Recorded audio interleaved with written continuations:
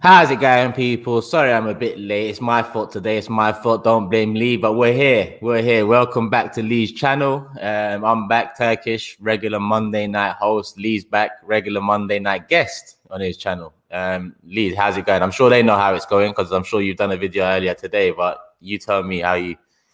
Oh man, this club, bruv, is stressful, isn't it? It is proper stressful, man. Like outside of football, it's all jig, bruv. It's all good. Yeah, it's just like inside the football, and especially when we're so invested in it with our channels and stuff like that, and like you have to keep on top of the news and like, bruv, sometimes I just feel like I just need a week off, innit? Yeah. And then I think, well, I can't have a week off because the way this platform works, if you have a week off, bruv, before you know it, everyone's forgotten about it. Like, and then you come back and you just don't get anyone watching you anymore. I've been there. I've done that, bro. I've done that about 1.5 years ago. So yeah, you have to keep on top. But sometimes it's just like, why do we bother, man? Yeah. Well, to sum it up, we're halfway through the season. We're 11th in the league. We're at the FA Cup. We're at the League Cup, and we got a hard time in Benfica. So I can understand why you're feeling the way you are, and a lot of Arsenal fans are feeling the way we are. They are, all of us. It's not an improvement. Mikel Arteta, Frank Lampard just been sacked. You can see an owner there that, whether right or wrong, you know, whether the Chelsea fans agree or don't agree, yes, it is a Chelsea legend. And whether they agree or don't agree, what they can agree on is that Roman, they trust their owner. And I think that decision was made because obviously Chelsea are not happy with where they are, but we're below Chelsea. So talk to me about that. Talk to me about that decision, Lee, and what do you think about the second? Well, he's had it coming. He's had it coming for a long time. They've been poor, man, very poor. And it shows how big the club is that they've took the balls. And listen, Rant said this earlier, yeah, that Lampard will probably be very good friends with Roman Abramovich. Yeah, because obviously, you know, he was part of squads that were helping getting managers sacked, bruv. Yeah, and he would have obviously had a relationship with Abramovich to the point where him and John Terry were able to go and openly speak to him about managers and try and get managers out and stuff. So it was coming. I suppose in a way it was nice that they let him finish on a win. Yeah, but that just shows the difference in levels between two clubs in London, bruv. One has just sacked its all-time top goal-scoring club legend. Yeah, and we're sitting here being told trust the process that don't exist. And you know, people can sit and say, oh, but he spent £250 million, this and that, blah blah blah blah blah. Well, he didn't spend anything last season. Yeah, do you know what I'm saying? So over them 2 seasons, it was what, 125 million a season if you're breaking it down. Well, he achieved, didn't he? Like it's a bit of the. It's not exactly the same, Lee. Sorry to cut you because I just want to add this point in. It's not exactly the same, but what he done last year with no transfer window was a win for him. Like what Arteta did with the FA Cup was a win for him, and it gave them the, you know, the lenience to get this far in January 2021. But obviously Lampards, you know, sorry Lee, just to cut you off. No, that's a good point. And I see there's a couple of like tweets that I replied to earlier. It was an Arsenal fan that tweeted it saying very weird of Chelsea to sack him. So I was like, weird? How's it weird? You know, they're looking at it in the middle or the end of January now. They're 9th in the table.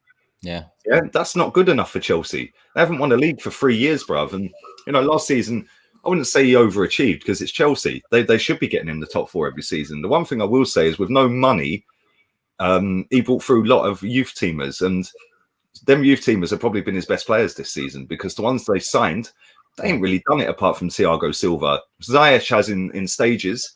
Yeah, but the 2 main ones, they ain't really had a great season. I know Werner scored a few goals here and there, but he hasn't been as good as he was in Germany. Kai Havertz has done nothing.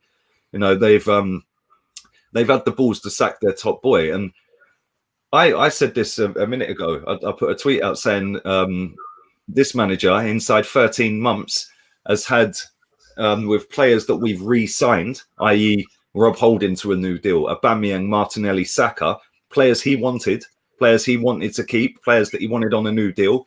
With Odegaard coming in, that's the 14th player out of 25 in our squad that are Arteta's players.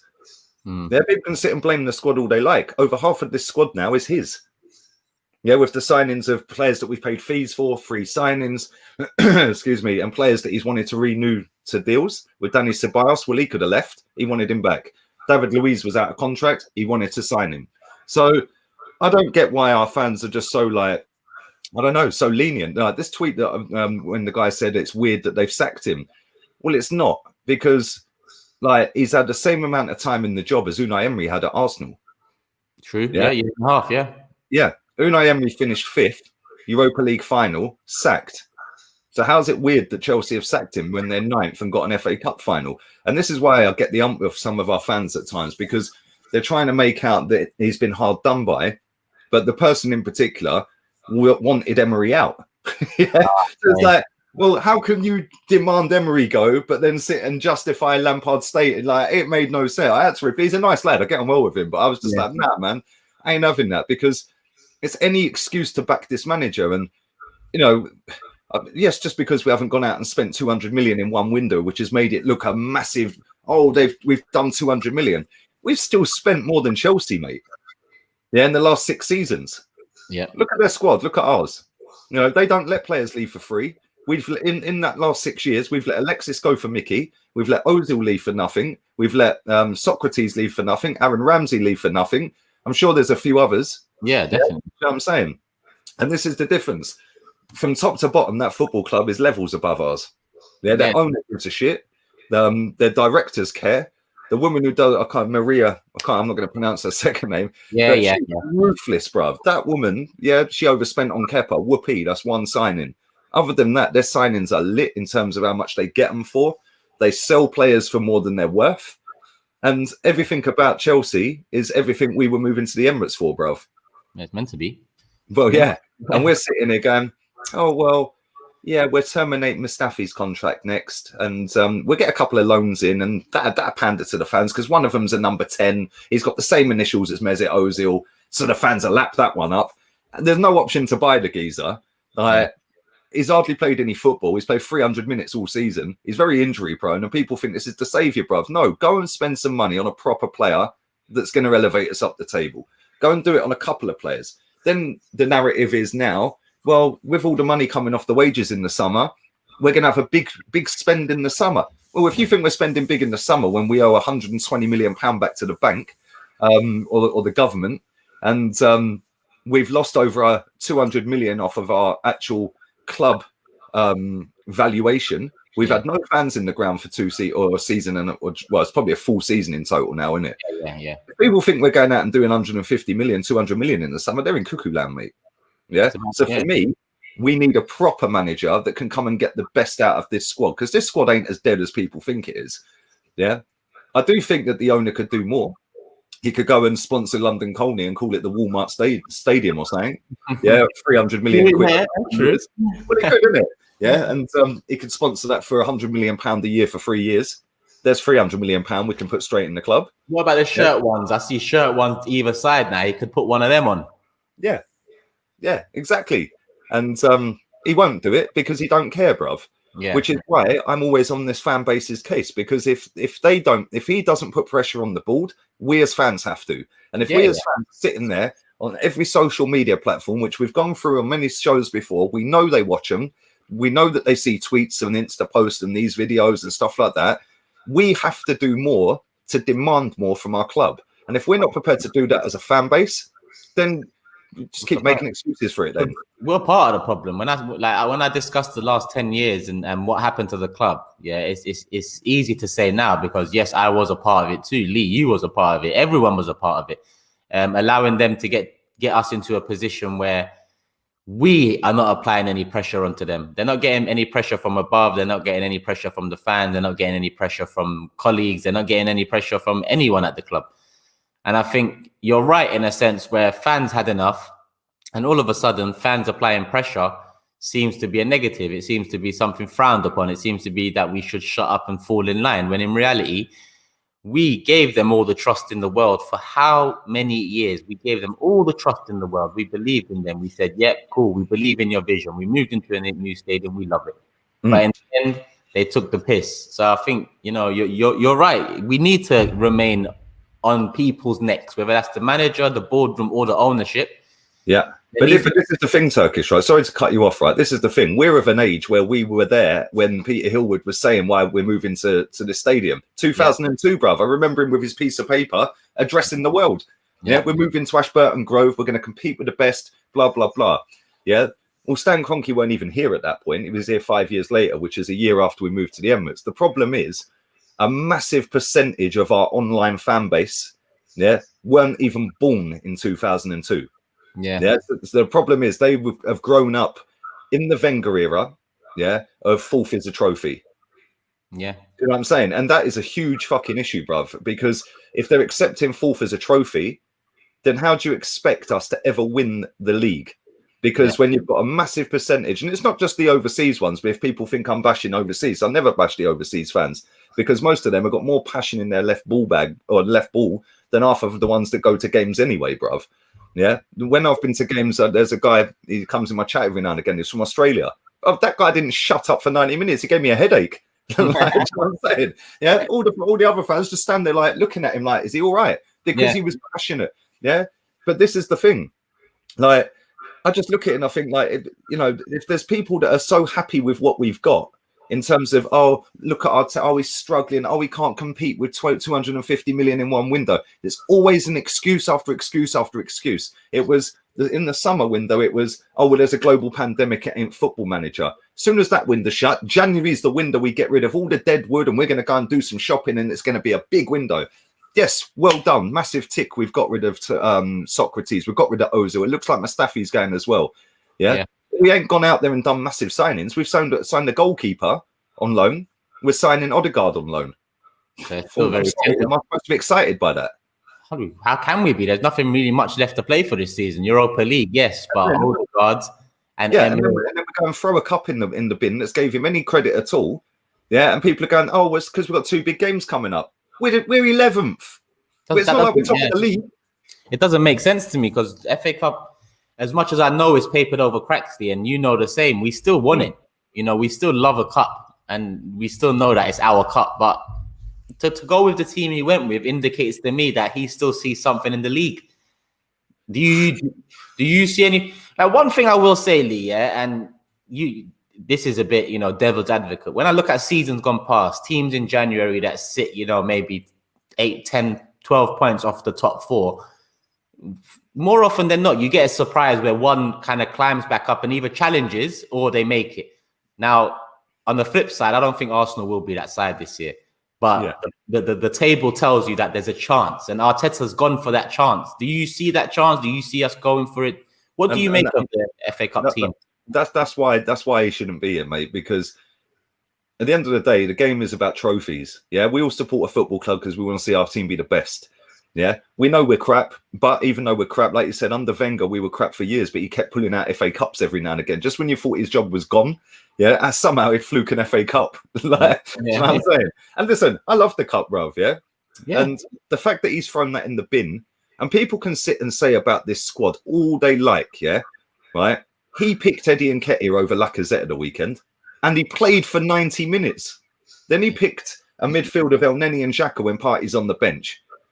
Saka's on the bench. Why? He takes off Martinelli after 60 minutes when he was our best player. I don't get it. He played Gabriel, and in his press conference after the game, he said, oh, well, he's not played much football in the last 2 months, plus he's had COVID. And then one of the next questions was, what did you make of their front three? Oh, they're a very tricky front three, a lot of movement, they're really hard work. Well, why did you play a player that you've just admitted weren't ready? Why are you telling me Willian and Pepe have not reached their level yet, but you keep playing Willian every week? Yeah. Things like that wind me up, because he's basically put all of his eggs in the basket of hope for top 4, right? If we lose to Southampton on Tuesday, I'm going to go into one, bruv. Yeah, because he's just thrown away the very competition that kept him with any credit in the bank. Gave him life. It. Yeah. Like, I don't get it. I don't get it, mate. And fans just lap it up. The narrative changes every time something goes wrong. It goes to a different narrative. So like I was saying about the transfer window in the summer, it was now January's that window. Comes to January, they've now realised, the majority, that, oh, actually, we're not going to go and do the big signings. And it's January. It's hard to do that anyway. Well, why were you chatting shit to me all summer then? Yeah. And now it's, oh, well, when we get to the summer, there's 50 million coming off the wage bill. We're going to go and spend loads. Well, we ain't. Reality check. Then when that happens, it'll be, oh, well, Arteta weren't backed. Like Yeah, it just yeah, goes round and round and round. Yeah, it's so frustrating, right? If we picked a team at the, well, I'm not saying we would have beat Southampton. They're a good team with a good manager, right? But he didn't even go for it, bruv, and we didn't go for it. He looked clueless on the touchline. Yeah, he kept putting his head down and going like this. Like it was Unai Emery-esque. Yeah, and just like this. Yeah, he didn't have a clue what to do. And even when we did have a little go at the end, it weren't really a go. We were never scoring. Yeah, far too many changes. Let me just get these super chats in. Go on, Neeraj says, Lee, the difference is Chelsea's top dogs refuse to take anything less than the top. Winning trophies is a mentality. You say it non-stop. These fans don't get in. Hayuj adds that Chelsea's moving like a big club. What are we doing? And, I think pretty much everyone sees it. As much as we might, or Chelsea fans might be divided over the Lampard sacking, what they are not divided on, whether Roman's got their best interests at heart.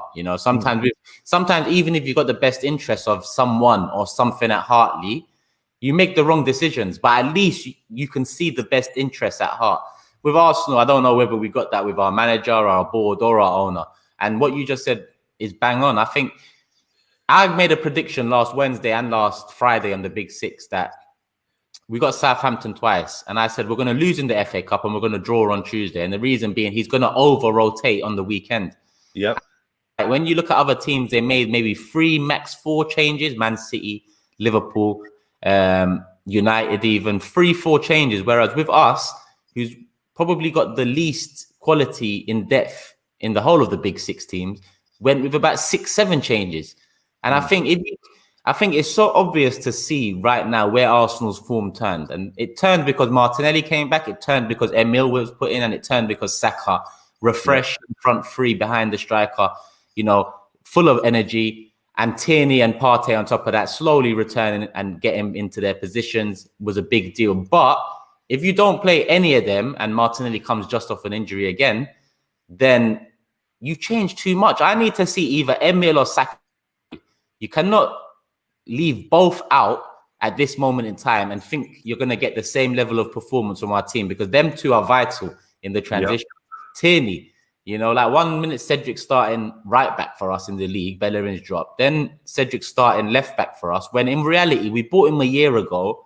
And I don't know if he's our backup right back, backup left back, or third choice. What is he? And then you've got Maitland-Niles, who was fantastic last season in parts. Not all seasons. He had some shockers last season, but overall, if I was to rate him out of 10 last season, Ainsley Maitland-Niles, I'd give him a 7. I thought he was quality at times.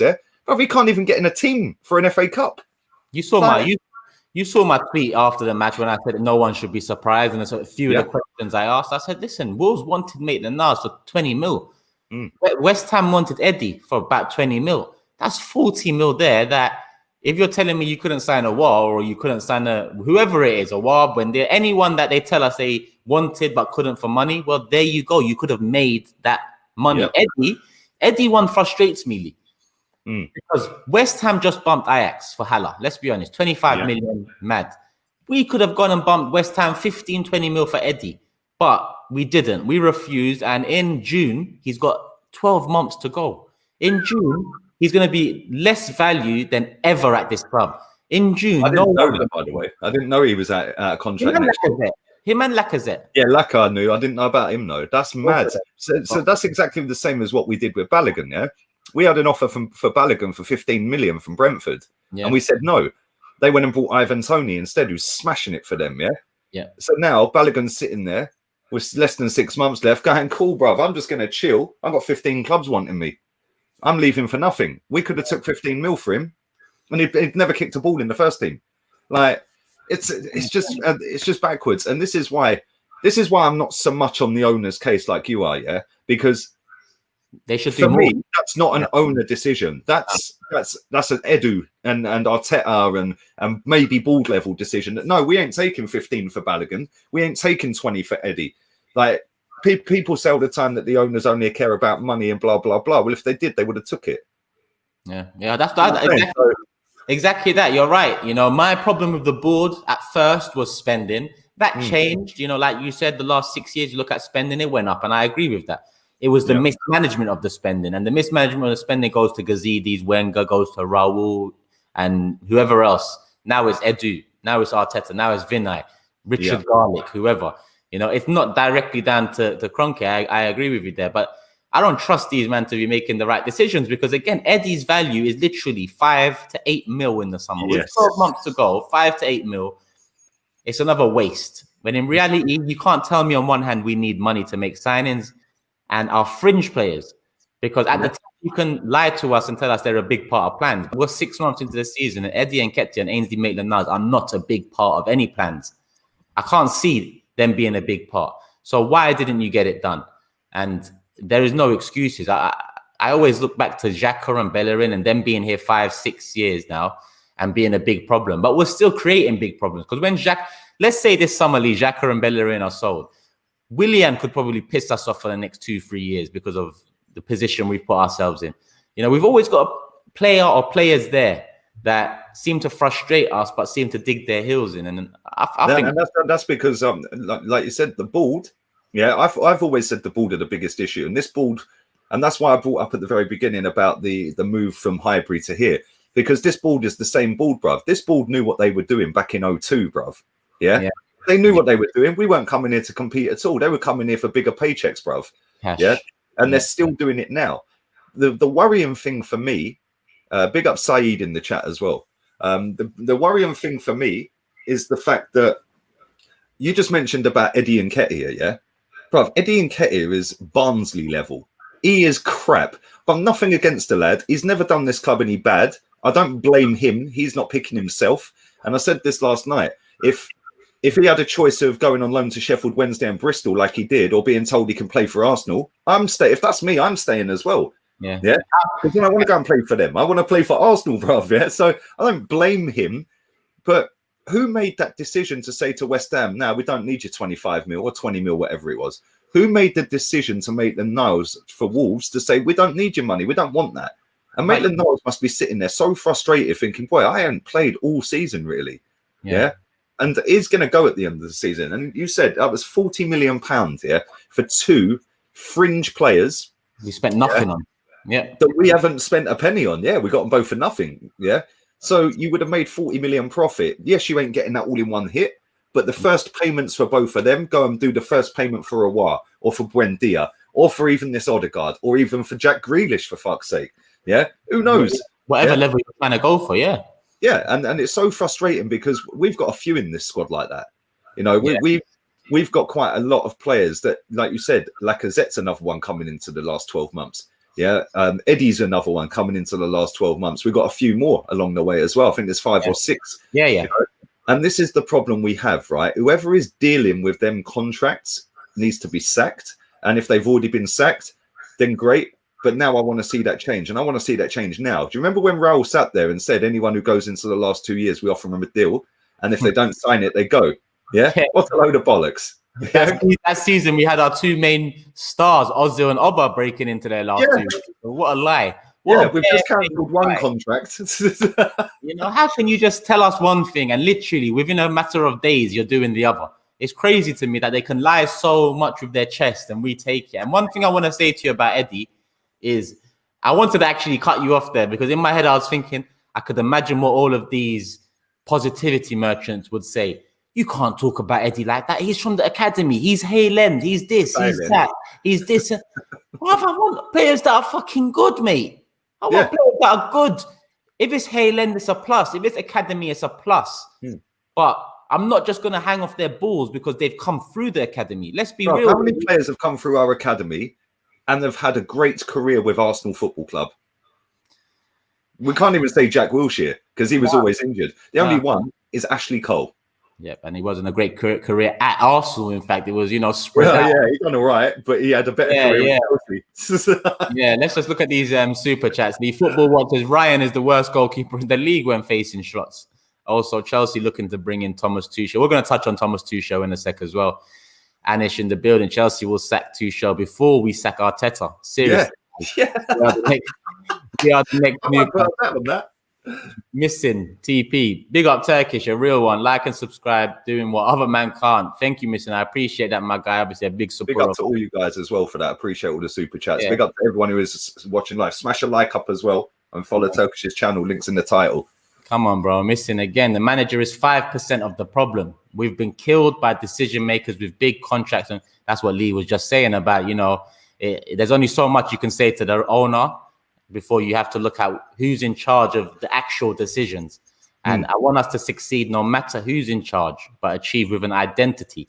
KSC approves all these decisions. And that's the be all and end all. Yeah, it's the approval, the risk taken, and the failure having to fall back onto someone. Because look, let's just say in a year, we know Edu's failed, Arteta's failed, Vinay's failed, and they all get sacked. It's the same man in charge of putting new people in place that has let us down twice now. Because Wenger and Gazidis, I put on Kroenke, leaving them in charge too long. This one now, will he make the same mistake? What's going on? Let's see how he plays it, because it's a big one. And this is why, right? When people sit there and say to me, "Yeah, trust the process." Yeah, this is a process run by an owner that nobody wants or likes, a board that have failed year after year after year, a rookie in his CEO role in Vinay, a rookie who's doing the technical side, Edu, and a rookie manager, who's begging Wenger players to sign new deals. And this is funny, right? Because we offered Mustafi a new deal and he rejected it. Right now, we're about to terminate his last 6 months. Rob Holding was going to the Newcastle on loan. All of a sudden, 4 months later, he's got a new contract extension. Like, who's making these decisions, bruv? And that's why I don't back any of this fake process, because it's not a process, bruv. There is no process. Pep Guardiola today, I don't know if you heard his press conference, a journalist called Simon Stone put a tweet out of what Pep said about Lampard being sacked. He said at the end of the day, people can say about projects and ideas. Ultimately, you have to win football matches. And if you don't, you're going to lose your job. And he goes, hopefully, when we get over this whole COVID thing, me and Frank can go for dinner. Yeah. But he's just basically killed the whole trust the process thing. Yeah. So I was like, how ironic that it's Pep that has killed the process that Arteta's apparently building. Because you're never going to get, an honest perception from Arteta's colleagues, and that's what Pep is. He's a colleague. That's what other managers are. At the end of the day, if anyone gets asked about Arteta, they're going to be like, yeah, he needs time, he needs this. Look how much they protected Wenger in the media and public eye in terms of Sky Sports punditry and BT punditry. They talk about the problems at the club, but when it comes to the manager, he needs time to turn it around. But this is you've hit the nail on the head. Sorry, I keep cutting you off, bro. You've just hit the nail on the head, right? Because this whole mainstream media is lowering the expectations because they're backing and never out in the manager. It's the same at Man United, by the way. Yeah, they have to have time. They're doing a wonderful job.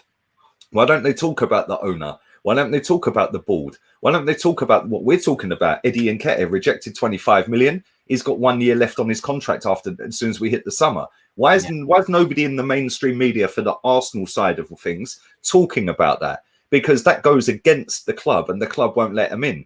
Yeah. So that's why they don't. So it's always a conflict of interest for the mainstream. When you've got people that are sitting on Sky Sports and BT Sport, 9 times out of 10, they're either a mate of the manager, or they're very good friends with the manager, or they've got an affiliation to the manager, i.e. Alex Scott.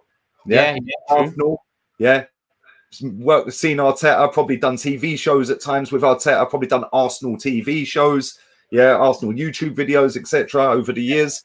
So there's always going to be that conflict of interest, right? Which is why when I want to hear something about Arsenal, I'm finding your channel or another Arsenal channel.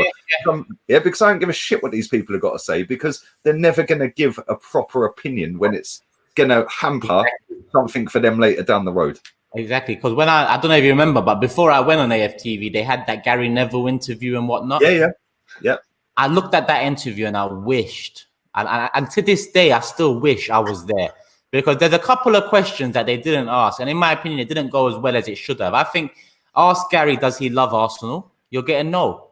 That's important to me. If you don't love the club, then I don't necessarily care what you think. You're not affected by it as much as we are. And at the same time, that's one question which will eliminate a lot. And another question would be to Gary Neville is, you talk about the soft core, because this was at that time of Arsenal players. You can kick us off the park. You can do this. It's been 10 years you've been talking about that now. Why don't you ever talk about the manager? Because you respect him too much. That's why I can't listen to you, Gary. That's why I can't listen to you, all of these people. That's why I look back at that and I think I wish I had the chance, because there was questions you can ask and put them on the back foot. And like you said just now, why am I going to go to Gary Neville or someone I'm a fan of, Roy. Well, Roy Keane's a bit more. I blunt. like Roy Keane. Yeah, I do He's like a Roy bit more blunt and real with it, you know. So you might get some reality out of him. But that's why I don't mind Paul Merson. Paul Merson is one of the very few ex-Arsenal players that says it as it is, and he gets Arsenal fans crying. Yeah, because he's a Chelsea fan anyway, and what? He's one of our best players in that era. Yeah, in that particular time, and he was a baller, bruv. He'd walk into our team now, and he's about 50 odd. Yeah, he was a sick footballer. Yeah, but he actually gives an honest opinion, and he don't dress it up. No, Adrian Durham on TalkSport. I know he does a lot of his clickbait crap and like over the top stuff. He was spot on about Wenger before anybody, bruv. Do you remember? Yeah? Do you know what I'm saying? Yeah, he went over the top at times with just to get reactions, right? But you know, he was fucking on point about Wenger. He's been on point about some of these other players we've had over the years. Yeah, and like I'm just sick and tired of like the manipulation, because it is manipulation. Like all these Arsenal journalists, bruv, I do press conference reactions every week, mate. Yeah, the crap that they ask him, bruv. The other day, before the Southampton game, I did the press conference, right? 2 questions in a row. One was, are you happy seeing Frank Lampard get all the heat now because the heat's off of you? What's that got to do with Arsenal away to Southampton in the cup? Second question, are you smiling in press conferences now because we've moved on to our next victim? Like, what's that got to do with the game? Like, seriously. And all you're going to get back from that is, no, Frank Lampard, I don't like seeing any manager in our profession suffering. I know what it's like. Obviously, I've been there recently. Generic answers. I want to know, what do you make of Ralph Hasenhüttl as a manager, and what has he done for them and turned it around for them? Yeah, which is going to make this game extremely hard work at the weekend. Which player for them is the standout player, and how are you going to try and eliminate that threat? Why are you asking them football stuff? Because they don't want to ask them football stuff, bruv. Yeah. In that, like, you're right, 100%. And in that last press conference, I think I was quite shocked. There was 2 questions that I was surprised was asked, and one of them was about, remember Willian and Pepe, when he was directly asked, listen, they're not playing well. What the hell? And I was like, wow, like that's actually a good question for once. Literally, that's it. You know what I said when I did the post match, when I read that out, I was like, right, that's actually a sick question. It's like 1 out of 40 is a good question. And they've if you go to the pre-match press conference, I think there was about 20 odd questions asked. I think only 3 of them were to do with the game. I didn't bother writing notes on it because I remember I watched it to write notes. And I thought they just get worse every week. Honestly, all the guys in the chat, they sit there and go, why are they asking him that? Like when Pep signed his new deal with Man City. Oh, how happy are you for Pep that he signed his deal? Who gives a shit? Yeah, bro, that makes my fucking job harder. He's fucking going. He's at Man City. We're overtaken. I need him sacked over there. That's what I'll be saying. I need him sacked about how happy I am. It's mad. Big up Brandon in the building. And big up everyone in the live. There's over 800 people live. Make sure you guys hit the like button. And that's only on YouTube. But make sure you guys hit the like button. Subscribe to my channel. The link is in the title. You know, share. Do all of that stuff. You guys already know better than I do. Like I said, big up Brandon. He asked Turkish, what do you make of the business done in the transfer window? Fans getting gassed over the Odegaard. But to me, that deal is a shambles. No option to buy. And only a 5-month loan. Poor business again. And Brandon, you pretty much answered the question for me. I think that how can I get excited with a man? Yeah, big up. But how can I get excited with a man that's here for 5 months, no option to buy? Essentially, he wants minutes to prove himself to the team he's going back to. Yeah. I look at it like, well, and hold on. Let's just get this one in too. Kroenke out, Turkish and Lee in. Get your super chat in to help fund the takeover. But one thing about what Brandon said earlier about the Odegaard deal, number 10, Lee. Is this true? Is he getting a number 10 or am I? I think so. Yeah. And do you know what it is, Turkish, right? I'm not against us getting this player if it was a purchase. Yes. Yeah, because he is a good player. Yeah. What worries me is that this is Denis Suarez. Comes in with a little bit of hype around him. Well, this guy's got a lot more hype, and rightly so, because he is a lot better than Denis Suarez. The reason I compare it to Suarez is he came in, he was injured when he came in. Well, this guy's not trained with Madrid for a week. He's been indoor training rather than outdoor training. I've had dickheads on my fucking Twitter saying, oh, you said he was out till March. Well, guess what? I guarantee he don't kick a fucking ball until March, because he's only played 300 minutes this season. He's been injured 4 times in 5 months. Yeah, the last 5 months, he's been injured every month bar one, which was October, yeah? What injuries? He's got something wrong with his knees. It's generic or something. There's somebody put a thread up of it earlier. I'll try and find it. But he's got something wrong with his tendons or I can't remember, bruv. But apparently, he's very suspect with injuries. He's had so many injuries in the last 18 months. He's a sick footballer when he's fit. The fact is, I look at it and I think we brought Thomas Partey in, who's never been injured, really. He's come into our league, and Arteta said he's not up to full fitness. It's going to take a little while. And we didn't see him for a few games, did we? Yeah. Then he came into the team, played for a couple of games and got injured, right? Then he rushed him back and he got injured again. If that happens with this player who's a suspect with injuries in a faster league, a more physical league, well, we see Mikel Antonio body some geezer back to next fucking year, last year, bruv, yeah? The other day. If somebody does that in Spain, he'd probably get given a free kick. Yeah, over here, you can do that all day long. This guy's coming into a league you don't know, and our fans are going on like it's the second coming of fucking Bergkamp, bruv. The geezer's not played any football. That's the problem, man. Give me the number 10. I've got his injury history up here. So January the 6th, I'm just talking about 2020 here. January the 6th, out for 10 days with a knee issue. September the 1st, out for 18 days with a knee issue. October the 16th, out for 21 days with a calf issue. December the 7th, out for 13 days with a knock. So that whole year combined, what's that? About 50 days missed in the whole year, which isn't the worst, but they're not the massive injuries. Yeah, they're only little ones, but he keeps getting little ones. In the league, you don't expect to. If you're coming into this league here, off the back of that injury record, it doesn't bode well. Obviously, we've seen players come in with a clean injury record and get fucked here. We've seen fucked players come in and pick it up and manage to get some consistency. One thing that pisses me off is this number 10 thing, Lee. How many chances does this club need to make the right decisions with captaincy and with the numbers? Because they've put both to the shitter.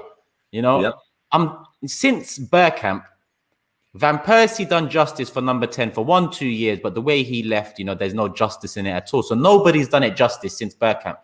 Why do you lot keep and giving it to someone who's on loan for 5 months just to sell more shirts after you've released how many tracksuits this season? You're trying to feed someone to sell more shirts. It's actually sickening. It's sickening that they're doing that with that intention. If they really gave a shit, go give him number 60 or something, because I don't give a fuck what number he is. But they want to sell shirts. What do you make of the number 10? Do you know what? I've seen people, because he's got the same initials as Ozil. Yeah. Right. But he's, instead of the little umlaut at the top, he's got the fucking, I can't remember what it's called, but he's got the line through it. Yeah. Right. It's like, people sit, bro. Arsenal fans have had a fetish about number 10, and about fucking needing an attacking midfielder since Ozil came to this football club, Oh, best number 10 in the world. No, he fucking weren't. No, he ain't. Good player on his day. He never had his day long enough. Simple as that. And I'm glad he's gone.